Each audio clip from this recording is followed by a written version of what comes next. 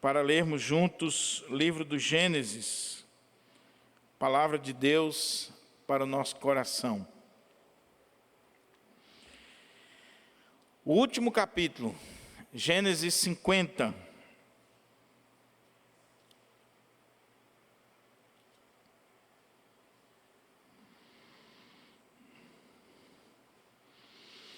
O tema da nossa pregação vai ser a esperança dos servos de Deus. A esperança dos servos de Deus. Gênesis capítulo 50, vamos ler do verso 22 até o verso 26. Amém? Gênesis capítulo 50, versos 22 ao 26, diz assim a palavra do Senhor.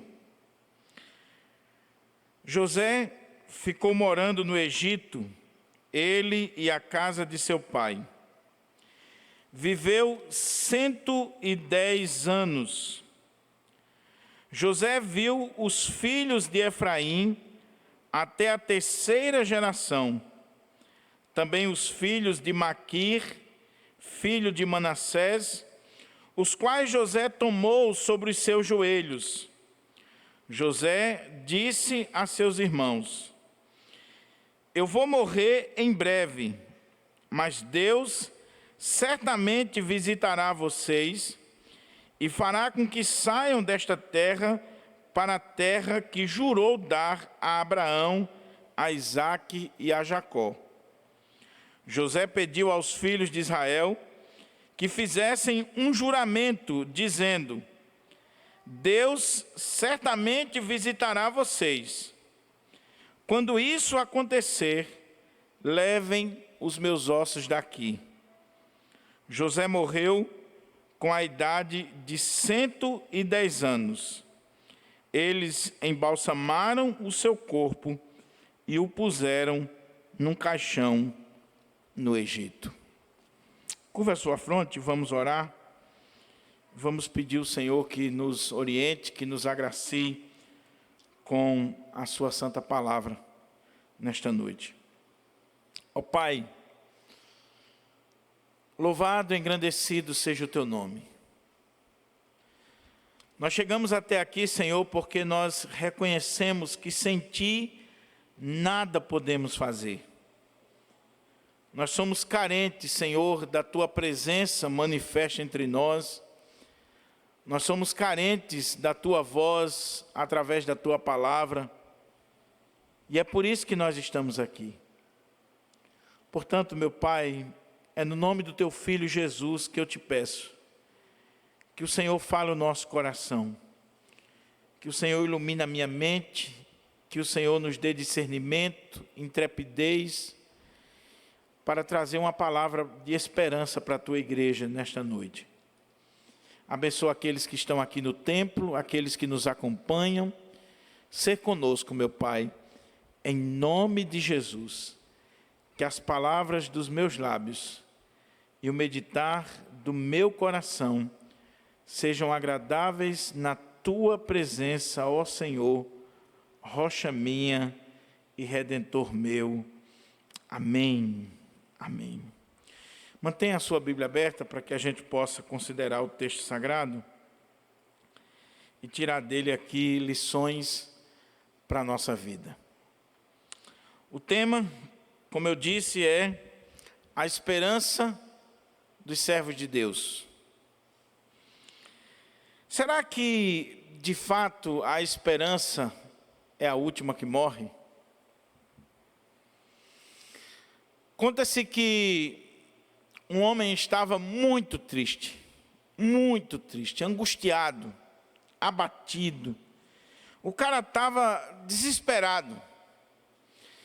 E aí, como de praxe, um amigo chegou para ele e disse: rapaz, o que está acontecendo com você? Eu estou aqui para lhe ajudar, abra o seu coração comigo, conte o que está lhe angustiando, o que está tirando a sua paz. Eu não gosto de ver você assim. O que está abatendo você, rapaz? Me fala aí qual é a sua dor, o que está lhe afligindo. E aí o camarada disse assim: rapaz, é porque existe um ditado que diz que a esperança é a última que morre. E o cara olhou e disse: mas o que tem a ver? Por que você está abatido com isso, rapaz? Ele disse: é porque o nome da minha sogra é Esperança, rapaz. Aí complica. Se a esperança é a última que morre, a minha sogra chama-se Esperança. Então, por isso que eu vivo angustiado, vivo abatido e tal. Aí o amigo dele disse: Somo, você está chorando com isso, é? Pelo amor de Deus, rapaz, refresque seu coração. Pior sou eu, que o nome da minha é Perpétua. Mas a tua Esperança, a minha chama-se Perpétua e eu não estou assim? Brincadeiras à parte. O que seria da humanidade se não existisse, ainda que seja um pouco, um fio, um fiapo de esperança? O que seria da humanidade? O que seria dos nossos corações? O que seria das nossas vidas? O que seria da humanidade neste momento tão difícil que nós estamos enfrentando, se não existisse, ainda que seja um pouco de esperança, um fio de esperança? Nós que somos crentes, nós sabemos que há sim esperança para os nossos corações. E que a esperança não é a última que morre. A esperança já morreu, mas ressuscitou e está viva. E é por causa dele que nós estamos aqui. Chama-se Jesus Cristo.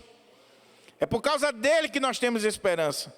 É por causa dele que nós podemos sonhar e ver o amanhã, mesmo no momento de crise. O texto que lemos fala sobre José. Quem era José? José é um personagem maravilhoso na Bíblia Sagrada.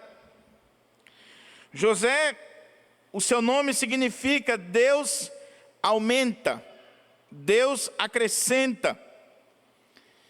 E José é um dos personagens mais importantes do contexto veterotestamentário, do Pentateuco, do livro do Gênesis. Primeiro, ele é filho de Jacó e Raquel. E você pode ler isso lá em Gênesis capítulo 30, verso 22 ao 34. Ele foi vendido pelos seus irmãos para o Egito. E você lê lá no capítulo 37 toda essa saga, toda essa história. E você olha que após uma série de dificuldades, ele vai se tornar ministro de Faraó. Você lê o capítulo 39 até o 41, e você vê essa história, e a gente contempla que José, ele chegou naquela situação, e ele salvou os próprios irmãos e seu pai da fome, trazendo eles para a terra de Gósen, no Egito, conforme Gênesis 42 até o 47. Esse homem teve a sua vida dirigida por Deus.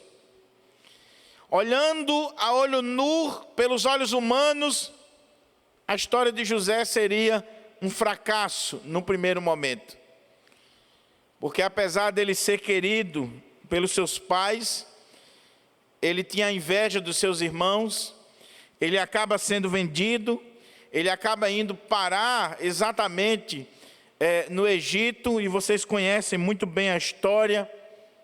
Ali ele é esquecido, mas por providência de Deus, ele vai se tornar primeiro-ministro, e assim ele vai salvar o seu pai, os seus irmãos, a sua terra, naquele período de fome.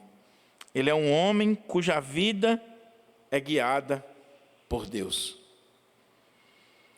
Diz a Bíblia que José morreu com 110 anos e os seus ossos foram levados a Siquém, conforme ele tinha dito e profetizado. Está lá em Josué 24, 32. Quando os filhos de Israel foram e tomaram posse da terra, e assumiram aquela terra, lembraram-se das palavras de Moisés e vão levar os seus ossos e sepultar lá em Siquém, em uma terra que era da sua própria família. E ali ele vai ser sepultado, cumprindo assim a palavra de Deus, cumprindo assim a sua profecia. As últimas palavras de José, que nós acabamos de ler, meus irmãos, expressam para nós, de forma muito clara, a esperança de que Deus cumpre as suas promessas. José tinha a esperança de que Deus iria cumprir a sua promessa a Abraão, Isaque e a Jacó, conforme havia dito lá em Gênesis capítulo 12, quando o Senhor diz a Abraão que o seu povo, a sua descendência, iria ser escrava no Egito por 400 anos, mas que no tempo certo Deus iria tirar esse povo de lá. E José, crendo nesta palavra, tendo esperança nesta palavra que Deus havia dito a Abraão, José está aqui dando ordens a respeito dos seus próprios ossos. Por causa dessa esperança, ele está profetizando, ele está falando, ele está entendendo que o Senhor vai dar como possessão a terra de Canaã.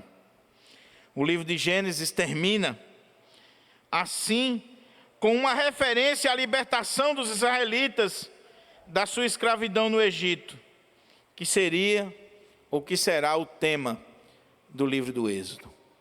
É muito importante a gente ler essa história, meus irmãos. Nós temos uma tendência de ler só o Novo Testamento, mas nós precisamos ler o Antigo Testamento. Nós precisamos meditar no Antigo Testamento. E aquilo que é profetizado vai se cumprir literalmente quando você abre as páginas do Êxodo, quando você lê o livro de Josué, quando você lê toda a narrativa veterotestamentária, você vê Deus cumprindo a sua palavra. A esperança dos servos de Deus. José está dando ordem a respeito dos seus ossos, porque José é alguém que crê nas promessas de Deus, que crê na palavra de Deus, e assim ele tem esperança, mesmo diante das circunstâncias adversas da vida. Ele diz que eles deveriam fazer transportar os seus ossos.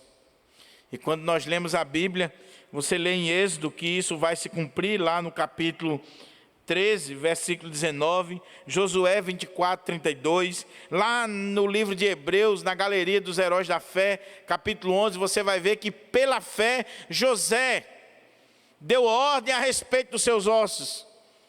Foi um ato de fé, de confiança em Deus, de crer nas promessas de Deus, de ter esperança em Deus. Ele diz: eu morro, mas o Senhor vai cumprir a sua palavra.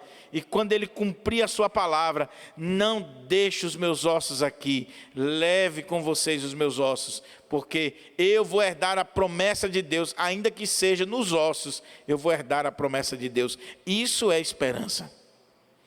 Isso é esperança. Mas quando eu penso sobre esse tema, a esperança dos servos de Deus, eu aprendo, à luz da Bíblia, pelo menos 4 lições que eu quero tirar com os irmãos aqui nesta noite.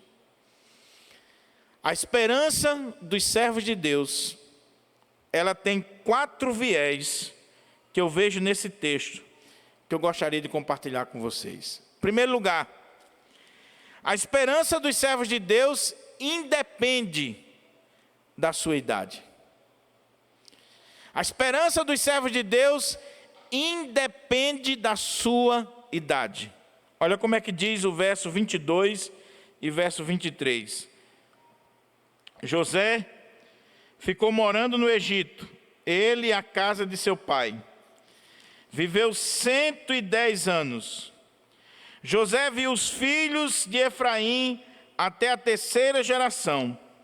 Também os filhos de Maqui, filhos de Manassés, os quais José tomou sobre os seus joelhos.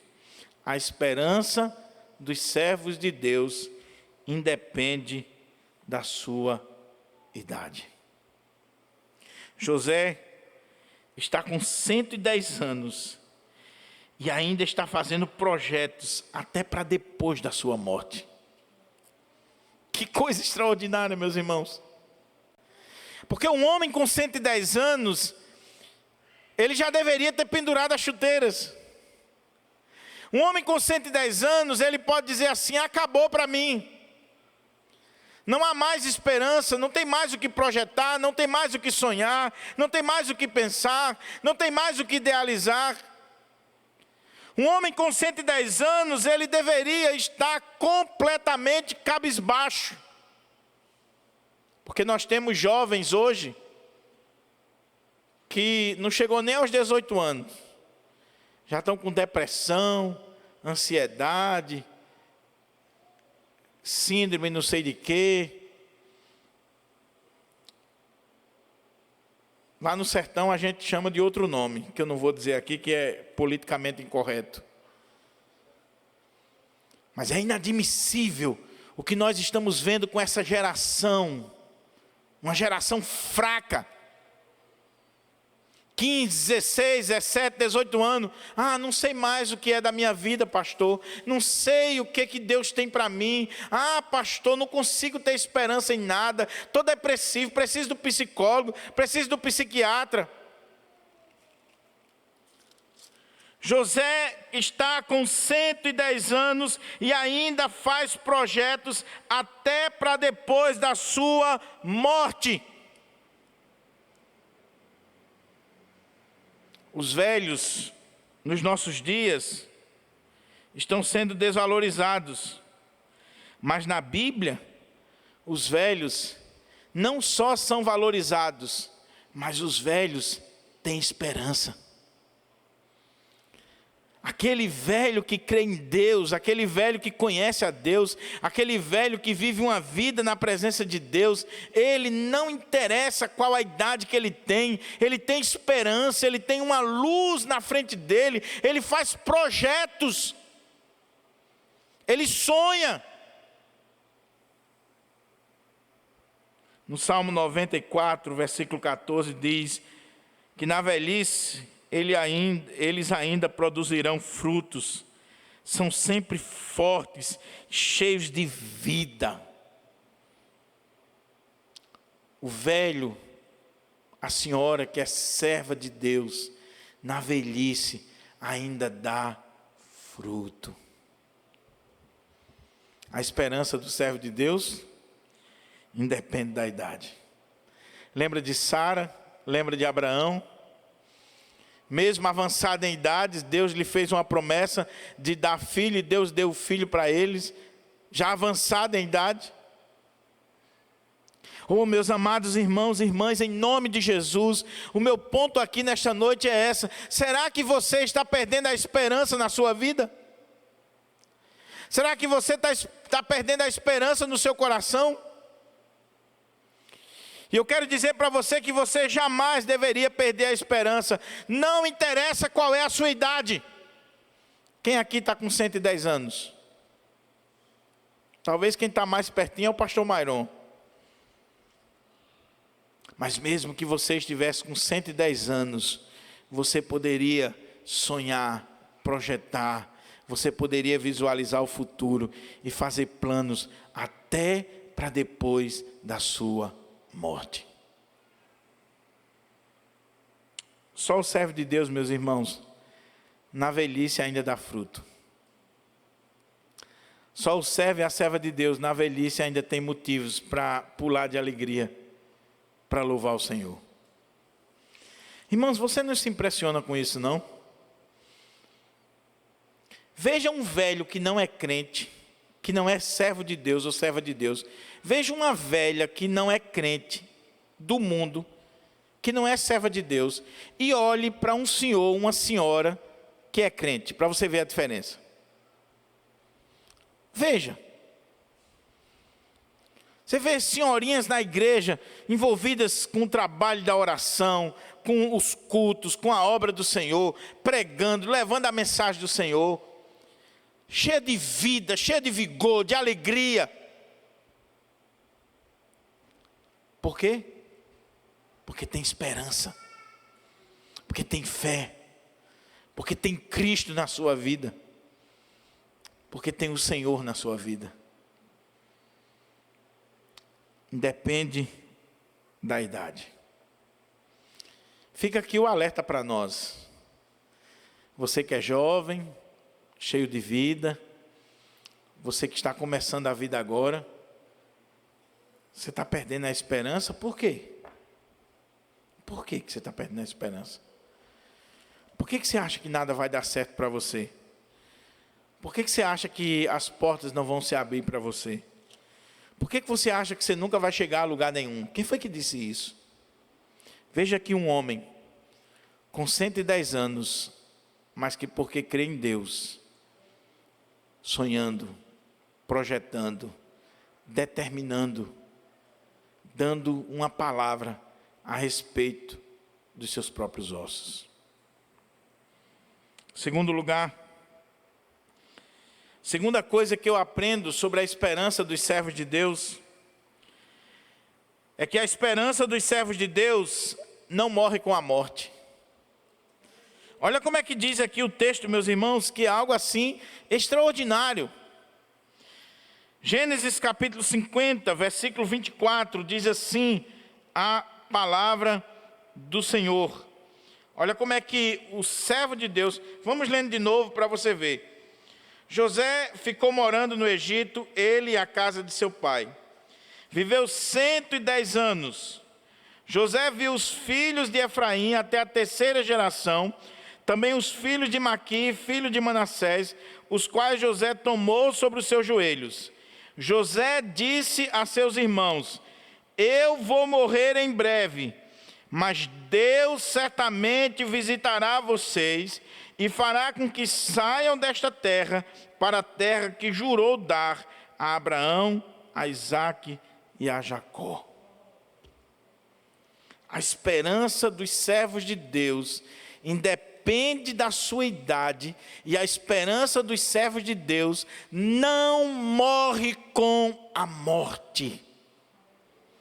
Nem a morte consegue tirar a esperança dos servos de Deus. Nem a morte arranca de nós essa convicção bendita, maravilhosa que o Senhor coloca no nosso coração. José está dizendo assim: eu morro, mas Deus vai cumprir sua promessa. E quando Deus cumprir sua promessa, leve meus ossos daqui. Leve meus ossos daqui. José sabia que nem a morte tira a esperança do servo de Deus. Nem a morte. A morte é o fim ou é o começo? Essa é a grande briga na teologia e na filosofia. Para alguns filósofos, existencialistas, materialistas, a morte é o fim. Morreu, acabou. Tudo se resume a essa vida, a essa existência.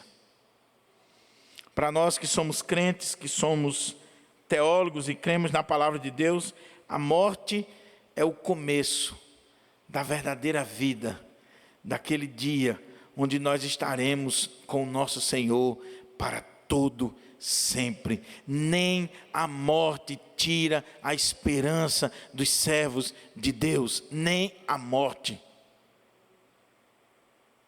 Para o crente, é apenas o começo de uma nova realidade. É por isso que Paulo diz que para ele, morrer é lucro.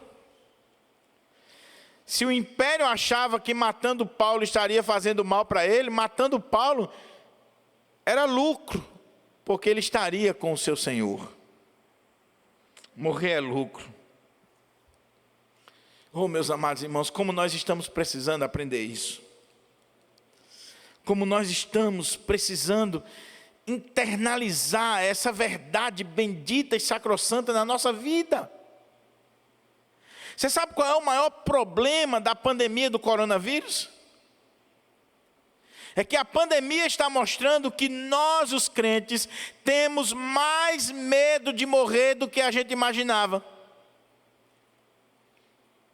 E isso é terrível, meus irmãos. Eu não estou dizendo que você não tenha receio, que em determinado tempo você não tenha medo, mas isso não pode se tornar um pavor na sua vida. Você só morre no dia que Deus quer, na hora que Deus quer, na hora que Deus determinar. E pode ser de coronavírus, pode ser de um acidente de avião, pode ser de uma topada que você levou quando saiu de casa, pode ser de qualquer coisa. E pode não ser de nada. Meu primeiro patrão era um homem muito piedoso, um homem de Deus. Ele tinha um costume, todos os dias, a mercearia dele ficava do lado do sol, e aí à tardinha, ele pegava a cadeira e ia para o outro lado, sentava de frente à Caerne lá, em Currais Novos. Botava a cadeira, ficava sentado, de lá ele estava vendo a mercearia. Chegasse um cliente, ele ia atender. Um dia ele sentou, ficou lá, deu 5 horas da tarde, ele não se levantou. Deu 6 horas, quando a filha dele chegou do trabalho, que viu, ele estava morto. Para que esse pavor? Para que esse medo terrível? Eu não estou dizendo que nós não devamos tomar todos os cuidados necessários. Eu não estou dizendo que nós não venhamos a cumprir os protocolos. Mas o que eu estou dizendo é que se eu e você temos esperança, nem a morte tira essa esperança. Nós podemos estar no vale da sombra da morte, mas ainda assim o Senhor estará conosco naquele vale. Nós podemos ter o Senhor ali. E meus irmãos, enquanto isso não for uma realidade na nossa vida, nós seremos infelizes. Nós seremos infelizes. Eu lembro quando eu fui visitar a irmã Romeira, que é irmã da nossa irmã Natécia, e quando nós paramos o carro na frente da casa dela, de longe você escutava os gritos. Os gritos. Eu acho que a Amélia estava nesse dia. A Amélia estava. Ela estava tomando doses e mais doses de morfina para diminuir a dor. Estado terminal. De longe nós ouvíamos os gritos de dor. E quando nós entramos naquela casa, deixa eu dizer uma coisa para você. Ao invés de levar consolo, eu saí consolado e envergonhado. Sabe por quê? Aquela serva de Deus pegou um papelzinho e uma caneta e escreveu assim: vivo não mais eu, mas Cristo vive em mim. E me deu para ler. E eu fiquei pensando, meu Deus, como eu sou miserável. Será que se eu estivesse no leito da dor, será que se eu estivesse como essa mulher, eu tinha alguma coisa para dizer? Será que eu não estaria murmurando? Ela está aqui no estado terminal e pregando a palavra de Deus. Quando nós fomos visitar a irmã Natécia na UTI, as enfermeiras, os médicos, toda a equipe lá do hospital, dizendo assim: é incrível essa mulher. Por quê? Porque toda a equipe que passa aqui, ela prega. O médico está lá atendendo ela, no leito da dor, e ela botando um folhetinho assim no jaleco do médico. A enfermeira chega para dar o remédio e ela toma um folhetinho. Toma a palavra de Deus. Isso faz diferença, meu irmão. Sabe o que isso está dizendo para aquelas pessoas? Que aquela serva de Deus, ela não está negando a sua dor, ela não está negando a sua doença. Veja que José está dizendo assim: eu morro. Eu vou morrer. E eu dizia essa semana no velório do nosso irmão Luelso: se tem uma coisa que Deus nunca escondeu do homem, é a realidade da morte. Você vai morrer, meu irmão. Eu vou morrer. Não fale isso não, pastor. Vou falar mais uma vez. Você vai morrer e eu também. A menos que Jesus volte. E Ele pode voltar hoje à noite. Aí nós seremos transformados e iremos para o encontro do Senhor nos ares. Mas se Jesus não voltar agora, nós iremos morrer. Mas a questão é que o crente, mesmo diante da morte, ele tem esperança. Ele sabe em quem tem crido. É por isso que em velório de crente tem louvor. É por isso que em velório de crente nós podemos cantar e louvar o Senhor e exaltar o nome do Senhor, independente das circunstâncias ou da causa da morte. Porque nós sabemos que nada pega Deus de surpresa. Nada, nada, nada. Olha para a história. Olhe para a história da igreja. Veja os mártires do passado. Veja os heróis da fé. Veja homens como Isaías, que foram cerrados ao meio. Veja os heróis da fé que foram colocados em postes e incendiados para iluminar as ruas de Roma. Veja os grandes homens de Deus que foram colocados em tambor de óleo fervendo. Veja os homens de Deus que morreram na história, mas não perderam a fé, não perderam a esperança, morreram pregando a palavra de Deus, levando a palavra de Deus. E os imperadores, os reis, as autoridades não conseguiam entender. Um pai da igreja disse que o sangue dos mártires era a sementeira do evangelho. Quanto mais sangue era derramado, quanto mais crente morria, mais o evangelho crescia, mais a palavra de Deus era disseminada, mais pessoas se convertiam. Eu dizia antes de ontem, para uns colegas num grupo de pastores e de alguns irmãos, diante desses decretos e mais decretos e tantos problemas que nós estamos aí, eu disse: meus irmãos, eu me envergonho da igreja atual, principalmente de nós, os pastores, porque eu fico imaginando que se nós estivéssemos lá no período do Império Romano, nós não seríamos nem 1% do que os nossos irmãos foram. Porque se uma canetada de uma governadora faz todo mundo ficar tremendo, imagina a canetada de Nero. Imagine quando Nero botou os cristãos no Coliseu. Imagine quando ele mandou queimar cristão, fazer tudo que não presta com os cristãos. Na Inquisição, o que faziam com os cristãos. Vá ler a história, vá estudar. Os primeiros reformados calvinistas que vieram para cá, que eram enforcados, que eram jogados na Baía da Guanabara, que eram mortos. Esses eram os verdadeiros reformados. Reformado de YouTube, reformado para vender livro, reformado para estar discutindo o sexo dos anjos, mas que é calado diante de tudo isso que está acontecendo aí, é reformado de meia tigela, é calvinista fraco.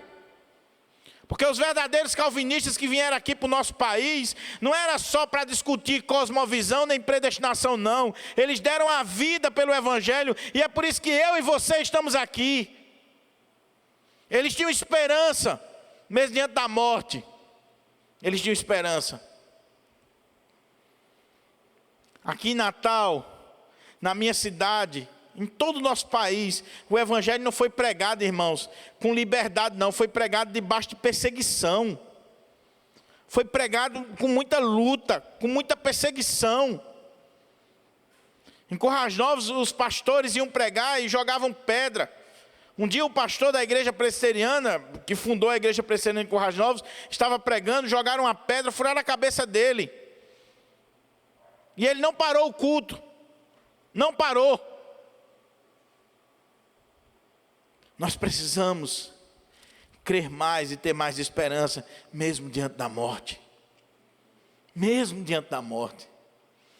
Eu dizia hoje de manhã aqui, Martyn Lloyd-Jones, que é a maior influência no meu ministério, internacionalmente falando. Nacionalmente todo mundo sabe que é o pastor Hernandes. É um homem de Deus, é um amigo, um conselheiro. Martyn Lloyd-Jones, que é a maior influência na vida de Hernandes, de Augusto Nicodemos e de tantos pastores no mundo inteiro. Martyn Lloyd-Jones era médico, cardiologista. Um homem que era o assistente do médico da família real. Seria o sucessor natural. E ele abriu mão da medicina para ser pastor de uma congregação pobre que estava para fechar, que o presbitério ia fechar lá no país de Gales. E ele foi para ali, sem salário praticamente, para não ver aquela igrejinha fechar. Uma igrejinha formada de mineiros, de pessoas pobres. Deus abençoou o ministério dele ali. Após um período longo de ministério, ele foi convidado para ser co-pastor na capela de Westminster, em Londres. Chegando lá, o pastor titular se aposentou e ele assumiu a igreja. E quando ele assume a igreja, é mesmo no período da guerra. Bombas estão caindo por todo lado em Londres. E Deus falou com ele, calvinista, reformadão. Quem é que disse que Martin Lloyd Jones não era reformado? Calvinista. Não era calvinista de YouTube nem de Facebook, não. Calvinista. Deus falou com ele assim: pode cair todos os prédios aqui da cidade, mas a capela não vai cair. Continue firme, fazendo os cultos. As igrejas de Londres passaram a se reunir fora da cidade com medo dos bombardeios. A capela de Westminster, que tinha um pastor, um homem de Deus, começou a se reunir ali mesmo, independente de bomba, independente do que estava acontecendo. Período de guerra. Um dia, uma bomba caiu próximo à capela. A capela fica próxima ao palácio. As paredes tremeram, rachou, poeira caindo. O pastor continuou pregando e a igreja continuou no mesmo lugar. Oh, meus irmãos, será que a nossa geração é assim? Será que a nossa geração é assim? Sabe por que não é? Porque falta duas coisas simples. Não é ler livros não, meus irmãos. Está faltando duas coisas básicas, simples da nossa vida, para ter essa esperança, essa fé, para ter esse tipo de comportamento. Sabe o que está faltando na nossa vida? Oração e palavra. Oração e palavra. Oração e palavra. Oração e palavra. Eu gosto de livros. Desculpa aqui, não é para esnobar não. Mas eu já tenho na minha biblioteca, eu acho que de 5.000 a mais livros. Falta estante. Alguns eu vou ler na glória. Eu gosto de livros. Mas não é lendo livros que a fé vem ao nosso coração. A fé vem pela palavra de Deus. Palavra de Deus. É quando eu leio as histórias dos homens de Deus, é quando eu leio as Sagradas Escrituras que o Espírito Santo traz fé ao meu coração, traz esperança ao meu coração, porque essa palavra aqui é viva. É viva. Então está na hora, meus irmãos, de nós dobrarmos mais os joelhos, de nós orarmos mais. Orar não é reza não. Sabia que presbiteriano reza? A grande maioria. Nós criticamos os católicos, mas a maioria dos presbiterianos rezam. A oração é a mesma, concatenada, as mesmas palavras, o mesmo segmento. Não tem intimidade, não tem vida. É para se apresentar muitas vezes. É para mostrar palavras bonitas. Deus não se impressiona com as suas palavras, com a sua dinâmica, com o seu vocabulário. Deus quer ver o seu coração rasgado diante dele, meu irmão. Rasgado. A esperança do servo de Deus não morre com a morte. Não morre com a morte. Essa semana, eu liguei para minha mãe e ela disse: meu filho está tendo um problema aí, que não vai ter culto, não sei o quê. E um bocado de pastor frouxo que não quer abrir a igreja. E eu espero que você não caia nisso não. Que você é homem, eu criei você para ser homem. E aí eu, só para ver a atitude dela, porque minha mãe é uma benção. Eu disse: mãe, não vá para a igreja, mãe. Mãe, a senhora sabe que o negócio está sério, a doença está grande. Eu disse: meu filho, olha, eu vou logo dizer a você. Ela disse com outras palavrinhas, mas eu vou colocar no português mais rebuscado. Não tem homem nenhum que impeça de eu ir para a igreja. Nem você, não vem com essa conversa não. E eu disse assim: mãe, e se a senhora pegar a doença e morrer? Ela disse: eu não vou morrer um dia? Mas eu prefiro pegar a doença na igreja e morrer, porque hoje eu tenho esperança, eu sou uma serva de Deus, eu sei para onde eu vou. O problema é quando eu pegava doença nos bares, nas ruas, antigamente quando eu vivia no mundo. Mas hoje eu ir para a igreja, se pegar a doença na igreja, é lá mesmo que faz o velório, de lá mesmo manda para o cemitério. Talvez você diga assim: é ignorância? Pode ser ignorância, mas é uma ignorância santa. É uma ignorância santa. Porque o miserável que vai pular no carnaval, que vai pular no carnatal, ele não está nem aí com doenças sexualmente transmissíveis, ele não está nem aí com vírus, ele não está nem aí com uma série de coisas, e nós, os servos de Deus, vamos ficar com medo? Com medo? Eu dizia ontem, na reunião que a gente teve, eu concordo em fechar as igrejas, meus irmãos. Alguns apregoando aí fechar as igrejas independente do decreto. Eu disse: eu concordo. Se você fechar o seu escritório, se você fechar a sua empresa, se cada um aqui ficar dentro de casa, sem sair para canto nenhum, aí eu concordo. Agora, vim defender aqui, fechar a igreja e abrir o escritório de advocacia, ou ir trabalhar de professor, ou ir dar serviço em qualquer lugar, ou ir para a praia e viajar, eu não concordo. Eu não concordo. E aí um colega disse assim: mas alguns membros das nossas igrejas não estão vindo. Tem membro da igreja que não está vindo, vai para a praia, vai para o shopping, vai para todo canto e não está vindo.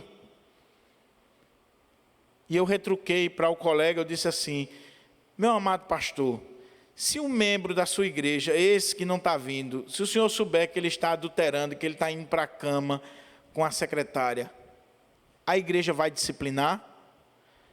É claro que vai. E por que a igreja não disciplina esse membro que está indo para o shopping, que está indo para todo canto e não vem para os cultos há um ano? Porque é a mesma confissão de fé que nós defendemos, é a mesma palavra de Deus que diz que nós temos autoridade para disciplinar. Porque com toda sinceridade, meus irmãos, e vocês sabem do que eu estou dizendo, se eu souber de um membro da igreja do Pirangi que vai para shopping, que vai para o trabalho, que vai para a feira, que vai para todo canto, mas só não pode vir para a igreja, pode se preparar que você vai receber uma carta do conselho e eu vou propor a sua exclusão da igreja, para você ser excluído da igreja, porque você está com um pensamento completamente errado. Mas a esperança do servo de Deus não morre com a morte. Não morre com a morte. Mesmo que venha a morrer, ele tem esperança para a glória do Senhor. Terceiro lugar, para a gente caminhar para a conclusão. A esperança do servo de Deus vê além das circunstâncias.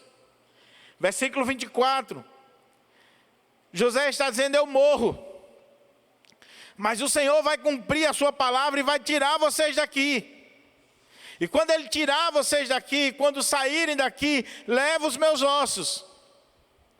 Meus irmãos, as circunstâncias ali eram adversas. Eram circunstâncias adversas. O povo passaria 430 anos no Egito. Não eram 4 dias, não eram 4 meses. 430 anos de escravidão no Egito. Debaixo da maior potência daquela época, a potência que dominava o mundo. O faraó era considerado um deus. A palavra faraó significa casa grande. Porque se entendia que no faraó estava presente todas as divindades, todos os deuses. O faraó tinha praticamente uma autoridade absoluta. Não havia esperança para aquele povo humilde, simples. Um povo agrícola, pastoril. Um povo que não tinha poder para lutar contra o Egito. É irracional o que esse homem está dizendo. Mas a esperança do servo de Deus, ela vê além das circunstâncias. Não interessa a circunstância, não interessa quem está no poder, não interessa quem está por trás. O que interessa é que se Deus falou, vai se cumprir. Se Deus está dizendo, vai se cumprir. Vai se cumprir. José está dizendo, Deus vai cumprir a sua palavra que foi dita a Abraão. Deus havia dito lá atrás a Abraão, no capítulo 15, versículo 13, de que o povo passaria 400 anos, mas ele iria tirar o povo de lá. E Moisés crê nisso. Aqui não é pensamento positivo, irmão. Aqui não é levantar da cama com o pé direito. Aqui é fé na palavra de Deus. A esperança desse homem está fundamentada na palavra de Deus. E por isso ele vê além das circunstâncias. O Senhor tiraria o seu povo. Humanamente falando era impossível. Mas José tinha fé. E por isso que Hebreus 11, 22 diz que pela fé, ele deu essa ordem em relação aos seus ossos. Pela fé. O que é fé? O que é fé, irmãos?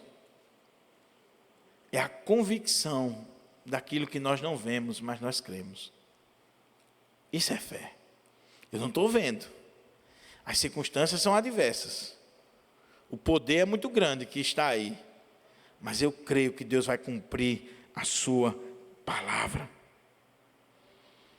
Quais são as circunstâncias adversas ou horríveis que estão presentes na sua vida? Quais são elas? Desemprego, doenças. São tantas as circunstâncias adversas que nós enfrentamos. Essa pandemia que está aí, essa segunda onda do coronavírus. Ninguém está negando não as circunstâncias não, meu irmão. Por favor, nós não somos negacionistas. Está aí sim. Ontem, não tinha menos do que 100 pessoas no Hospital do Coração não, para ser atendida de Covid. De Covid. Ninguém está negando as circunstâncias.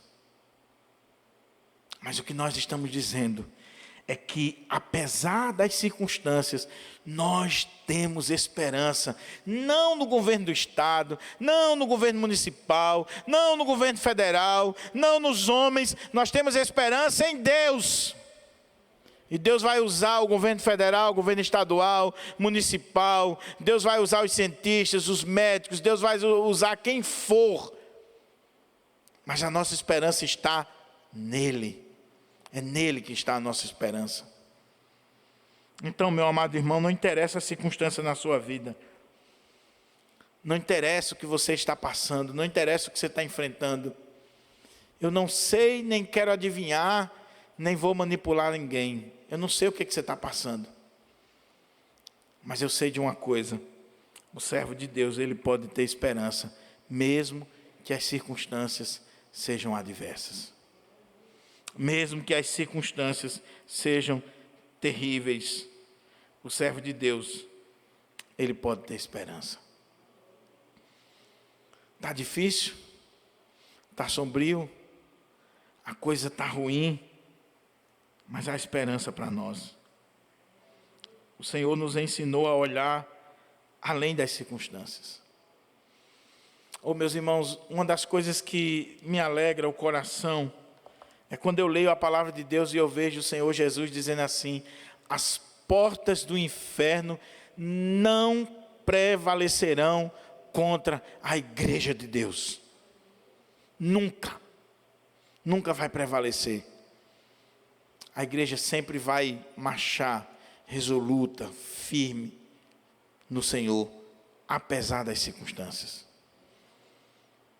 As circunstâncias adversas, muitas vezes, meus irmãos, elas vêm só para peneirar. Só para mostrar quem é quem.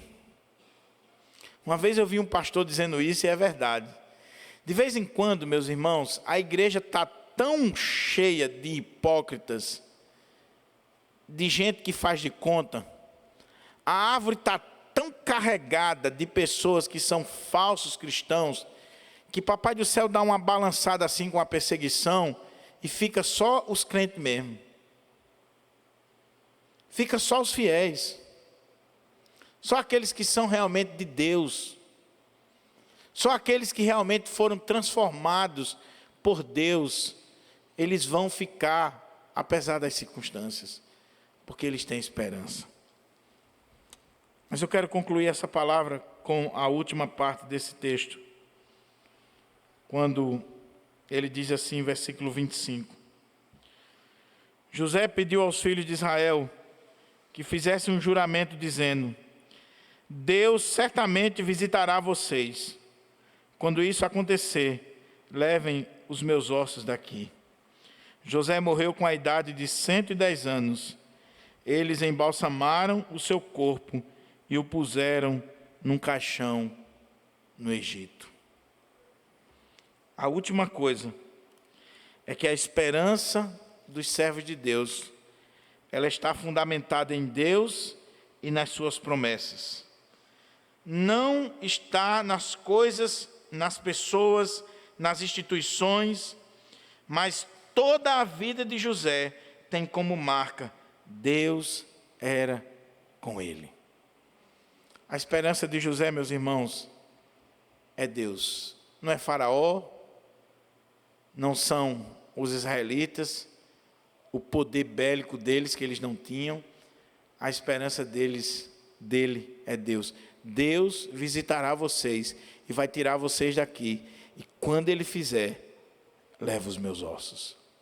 No dia que o povo saiu do Egito, eles lembraram de levar os ossos de José. E lá em Josué vai deixar muito claro que eles levaram os ossos de José e sepultaram lá na terra do Senhor. A esperança do servo de Deus independe da idade, não morre com a morte, vê além das circunstâncias, está fundamentada em Deus e na sua palavra e nada mais. A Bíblia diz: não confiei em príncipes, nem nos filhos dos homens. A nossa confiança está no Senhor. Nós não podemos confiar em homens, irmãos.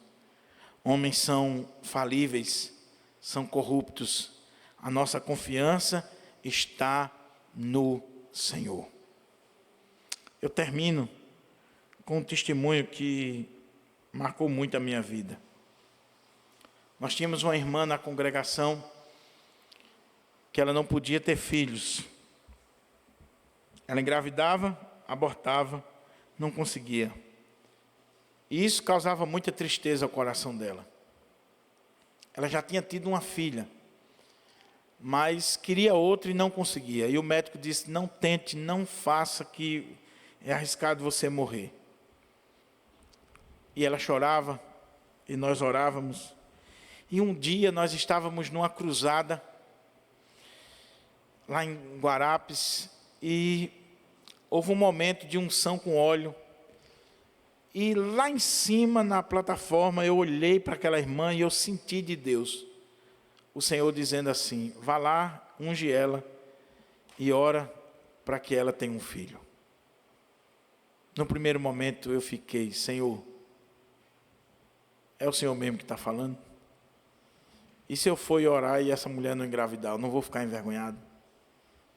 Porque nós somos assim, irmãos. Nós somos assim, fracos. Eu sou fraco igual você. Mas o coração bateu forte, forte. Era uma coisa assim, insuportável. E eu peguei o óleo, desci da plataforma, cheguei lá, falei com ela, coloquei o óleo na testa dela, orei, chorei com ela, e juntos nós choramos ali e colocamos diante do Senhor, para que o Senhor desse um filho para ela. Parece que foi igual a Ana. A irmã foi para casa feliz da vida depois da cruzada. E esse menino hoje está com mais de 10 anos. Porque nós cremos num Deus que pode todas as coisas. As circunstâncias podem ser adversas, mas Deus pode todas as coisas. Ele ainda está no trono. Essa pandemia não pegou Deus de surpresa, meu irmão. Pode ter pegado a mim e você. Pegou os cientistas, os teólogos, os filósofos, mas não pegou Deus de surpresa. Deus sabe tudo que está acontecendo. E Deus sabe por que está acontecendo. Agora, o que Deus quer de mim e você é que, independente de qualquer coisa, que nós tenhamos esperança. Nos homens, nas instituições, não, em Deus. Ele vai agir sobrenaturalmente, naturalmente, sem os homens, com os homens ou apesar dos homens. E não tenha dúvida, ai daquele que se levante contra a igreja de Deus. Ele se levanta para cair. Todos os imperadores que tentaram destruir a igreja estão mortos e a igreja está de pé. Vamos orar? Vamos agradecer o Senhor.